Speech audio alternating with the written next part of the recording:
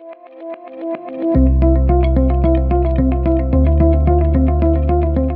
morning, everyone. This is Archbishop Richard Gagnon here at the Catholic Center. This is our Friday morning report for May the 17th.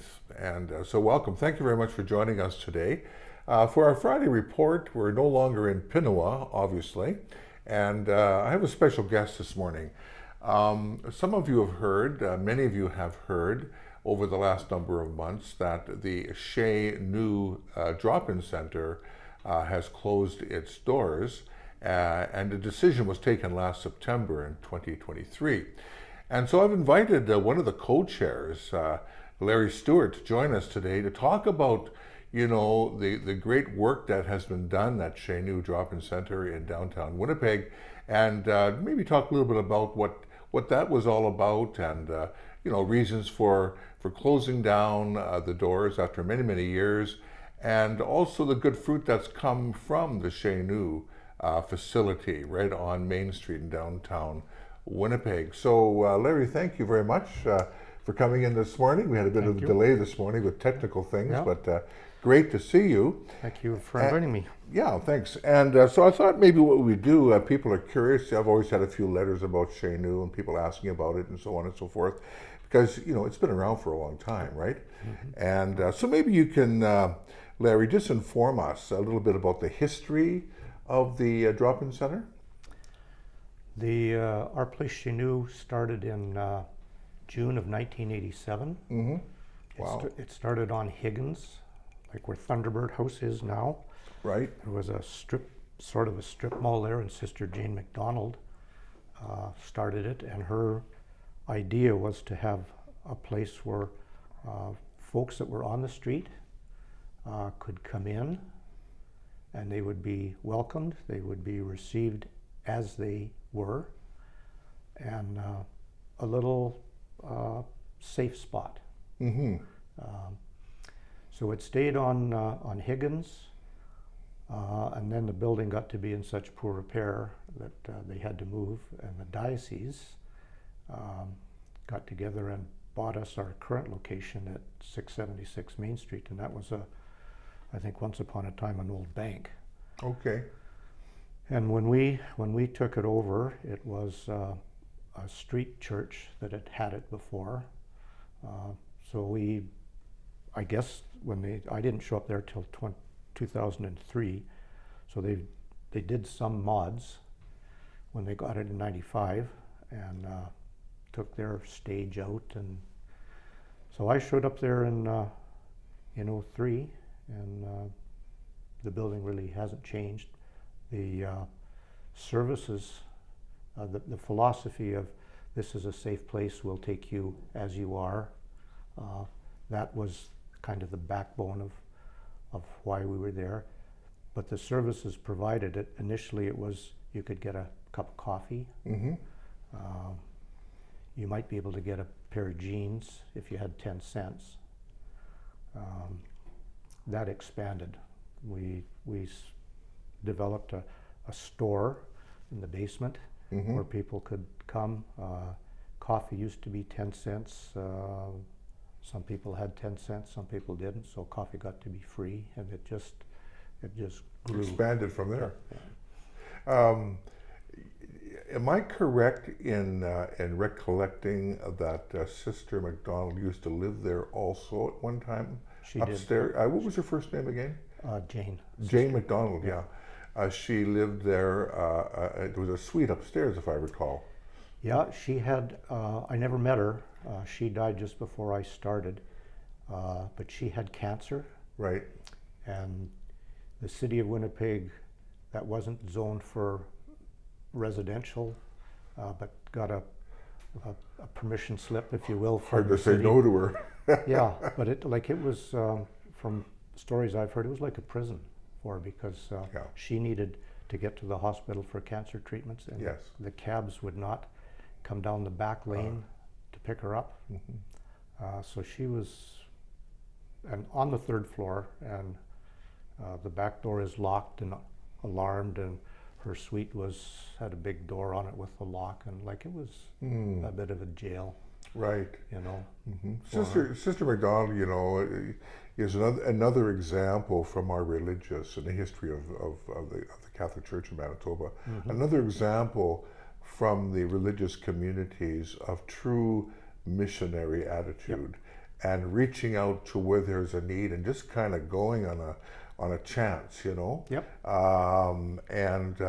in the urban setting, in this particular case, is another example. We find examples in the rural areas, but this is a good example of how she stimulated that. And many lay people became engaged because of her leadership and her faith and her example. So these people are heroes. They're real Christian heroes when you think about it. When I got there, it was a deacon. I can't remember his name. But it was a deacon, and when Jane passed, her real desire was to keep the place going. Right. So the deacon and his wife, and there was a few volunteers. Okay, so we're gonna try and keep this going, and we kept it going for a while. Yeah, and in the last number of years, I guess maybe at its height, if you remember during your time there, Larry, how many volunteers were engaged there? I know there was a deacon that was involved there in recent years as well, Deacon Claude, and many others. Robert Gate was there. Robert Gates was there too. Yeah, Deacon Gates. How many volunteers? What does it look like in terms of that? Well, we had a list of volunteers. It was hard to get volunteers there because we were open during the week. Yes. And during the day, during the week. So you had to be a shift worker or a retired person really to volunteer there. And we probably had 25 or 30 on the list. And we were open 3 mornings a week, Tuesday, Wednesday, Thursday. We used to stay open in the afternoon, but would close for lunch, and some people would come back. Instead of going to get something to eat, they'd go and get high. Right. And they'd come back, and they were not the nicest folks sometimes, So we said no more afternoons. Yeah. And then we settled into a routine where we assigned jobs to people. So the last few years, there would be maybe 3 people assigned to the kitchen, somebody assigned to taking care of the showers, somebody to look after the bathrooms, somebody to look after the coffee. So there was 6 or 7 volunteers there at a time. And if we got lucky and we had 8 or 9, that gave them opportunity to sit down, and like a lot of the folks, they just wanted somebody to talk to. Right. So that gave that opportunity. That was one of the things, like I remember during the years of our synod, around 2017, 2018, we did one of our listening sessions at the drop-in center there, it was really a neat experience. People coming off the street and just asking them. I asked them to sit around in a circle with me, and we talked about what they thought the church should do, what they thought the direction the church should go, and they were just flabbergasted that I would ask them this question, and so it was very very meaningful. And I know too, upstairs you even had washing machines that people could get their clothes washed if they had to. You really provided an impromptu service for many people on the street. And one of the things I want to get to is the philosophy behind Chez Nous, because it's a little there are quite a few outreach opportunities in Winnipeg.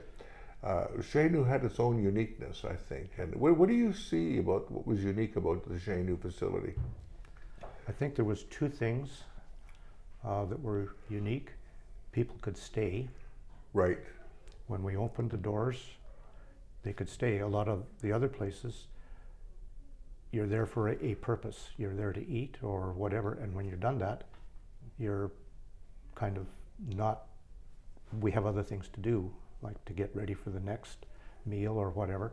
So they were kind of forced back out onto the street, if that's a pretty rough way of saying it. Encouraged to go back yeah. in the street. But at our place, we had kitchen tables with tablecloths on them, and we had collected a bunch of living room furniture with Afghans, and people could sit and they could have a coffee, just be with their friends. Some guys like to play cards. If you thought you were a pretty good crib player, you could find out how really good a crib player you were if you sat down with some of those guys in the street. Right. They were good at that. Yeah, and then some people just wanted a place to be off the street. So that was one of the things that we provided that I don't think a lot of the other places. Just kind of drop in. Well, that's what it was. It was a drop-in. Yeah. It was like a first edition of Tim's or something, you know, where you could get a coffee and sit down and, Right. you know. That's a good comparison, except this is a lot cheaper. Costs much less. It costs less to go there, that's for Yeah, sure. and nobody was turned away at the door. No. In most cases. In most cases. Yeah. The other thing that was unique about us is we had no security. Uh-huh. And that was a big thing. Like, you could walk in off the street and we would take you as you are. Sniff was a big deal prior to COVID. And you'd get to know who the partakers, you know, and it got to be a bit of a challenge with the volunteers. Is so-and-so sniffing, or did so-and-so spill sniff? Yeah. On us? So, you know, you developed a kind of your own guidance as to, you need to go today and you come back tomorrow, or yeah, just leave it. And when you mention sniffing, you're talking about sniffing gasoline, right? Yeah, or some kind of solvent. That kind of thing, Yeah.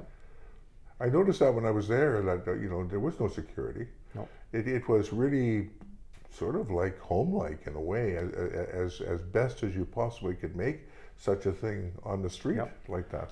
We had a beat, City Winnipeg police officer, Kevin Burkett, was the beat cop there, and everybody knew Kevin, and Kevin knew everybody, and he had a rapport with the people on the street. Okay. It was unbelievable. Mm-hmm. And he would come in, and occasionally we'd have to phone 911 for something. He says, no, here's my cell number. I'm around if you get into That's trouble. remarkable. That's remarkable. Just give me a call. Yeah, wonderful. Yeah. I wonder if he's still on the beat, is he? He's retired. He retired from Yeah. the beat. Okay. Yeah. You know, the street people down there in central Winnipeg, in that part of town, right? Yeah. They referred to Chez Nous not as Chez Nous. It was the cross. Yep. Because the big brown cross on the outside, Yep. it was the cross. Yep. And that's what they referred to. And that's where the paramedics knew it as too. The cross, or the first responders in the fire department when they had to come on the cross. Yeah. Really, eh? Yeah. Yeah, well, it's the most prominent cross down there, I must say. Yeah, it is, yeah. It's the only cross in that part of town, for sure. Yeah. Larry, you're co-chair along with Dr. John Tanner, and you're sharing leadership. You shared leadership at Chez Nous. Do you have any personal recollections you want to share about that, personal experiences? I shared mine with you a little bit. I mean, I've been down there a number of times. And the listening session was really unique. I thought that was very unique and very touching and very meaningful. Do you have any thoughts that just jump to mind after all those years? I'm sure you have many memories, but it's... Well, the one that I don't think I'll ever forget was how I got involved with Chez Nous.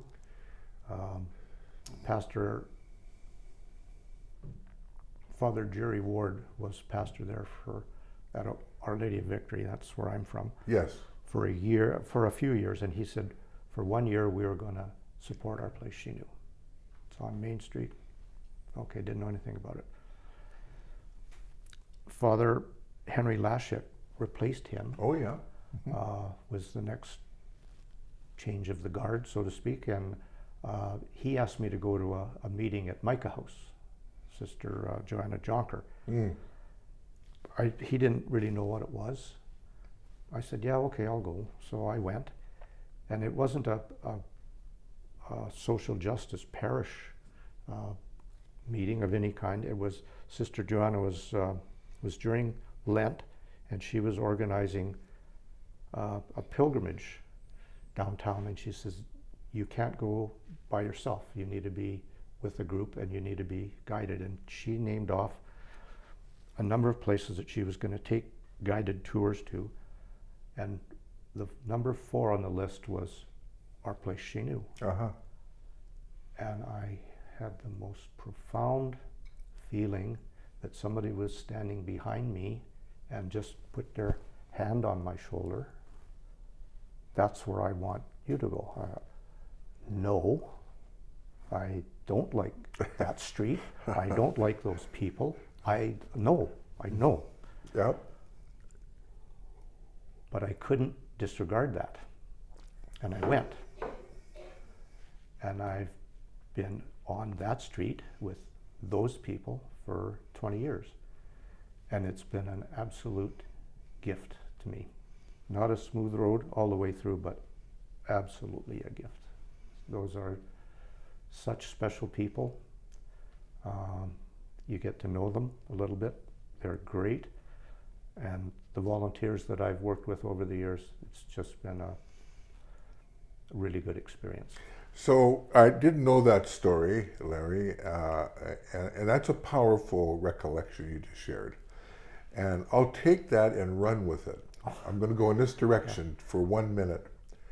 I can't think of a better definition of a vocational call. When the Lord called people from their boats, the apostles, they were good fishermen, I'm sure. And what was the Lord asking them to do? And that I don't want to do this, but there's definitely a touch on my shoulder. And so you're called to go in a direction you would not normally choose. No, That is a very good definition of the vocational call. And I just want to reiterate that in this Friday report, because sometimes we are asked by the Lord in different ways to do things, and if we're good listeners and we have that openness of heart, we follow, and there's blessings. Oh yeah. There's blessings that come that you would not normally be encountered with. And so I want to thank you for that. That's a beautiful and powerful story, actually. Yeah, that's what closing made it so hard. Like, Yeah. You know, because that piece it's turned into something else, but I'm not going to forget that.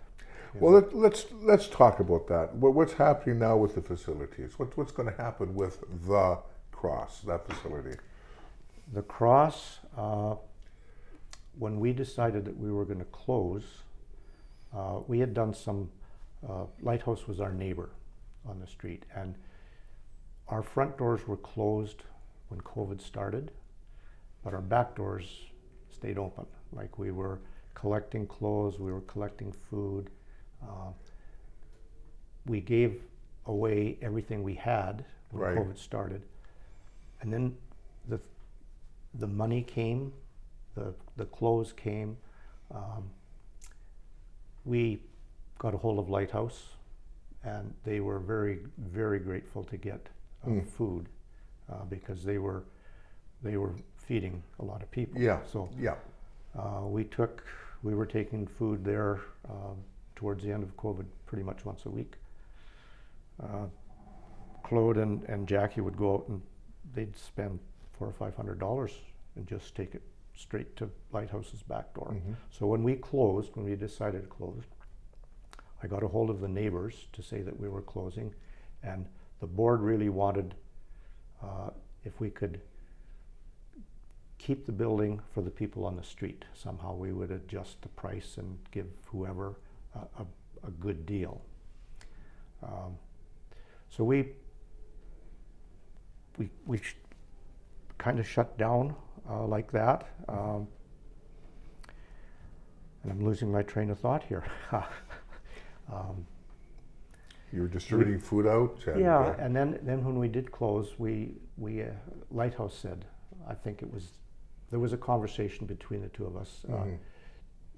Do we have anything that you need or want? Because we were going to give all our stuff away. So Peter McMullen from Lighthouse came over and, oh gee, it was like a kid in a candy store just Right. about, you know. We have old freezers. Could we possibly get your freezers? You probably couldn't believe all the stuff you... Well, we had a number of freezers and some fridges, and we gave that to Lighthouse. And then they knew that we were trying to sell the building, and partway through giving all this stuff away, we kind of stopped and said, well, how much do you want for the building? They wanted to know how much do we want. And that started a conversation about, well, let's just stop this transferring of goods in case we end up buying it. Yeah. So Lighthouse put a proposal together, and the only price, we had no commercial appraisal of the building. I took the last City of Winnipeg tax assessment, and there was an assessed value, and I said, here's a start. This is what the number is. Okay, let's start. And Peter and his board put a proposal together and asked us if we would consider donating the building. So we got the board together again, and there was talk. They wanted something in that whoever got the building was going to keep it for the people on the street. They're going to provide that kind of service. Continue the service on the street. So that we got that settled amongst the board and said, yes, this is the way we're going to go with it. And the board was unanimous in giving the building away. So to Lighthouse, yeah.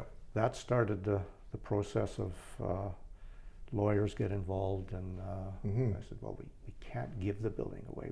We've got to sell it. We'll sell it for $1. Yeah, yeah.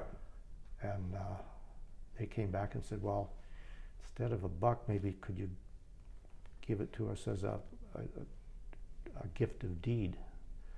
I didn't know what a gift of deed was. Our lawyer didn't know. He wasn't a tax guy. So he said, well, I don't know what a gift of deed is either. So I'll check with one of my tax partners. Came back, yep, it's good. So we gifted the building to them, the deed, and then cleaned out some more stuff. They brought some stuff in. The transfer has been good. They are in the process of renovating their building. They got a big grant, and they have 2 floors on their current building that are unusable. They're gonna get those fixed up and put detox beds in there. Okay, yes.